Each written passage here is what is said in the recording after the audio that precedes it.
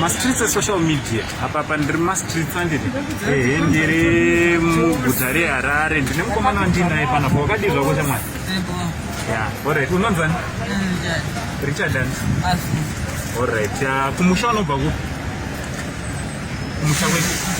Kuchivhu. Right. Ndina mukomana anonzi Richard Masunda. Richard, chimbotiudza chii chakaita kuti uzopedzisira wapinda mastreets? Ndakafurirwa. Wafurirwa nani?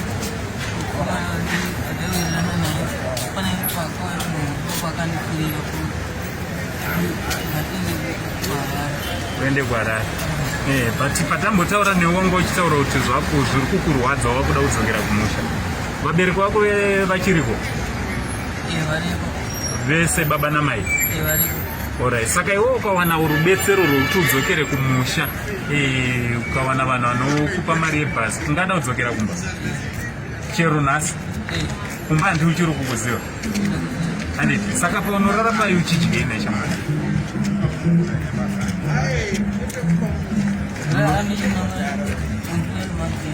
Unorarama nekunhonga mabhini. Asi vabereki varipo. Kuchikoro unoda kudzokera futi handiti? Alright. Kumba chii kungofurirwa chete ndokuita kuti upinde mastreets? Alright. Saka makauya sei kubva kuchivhu kuya kuno?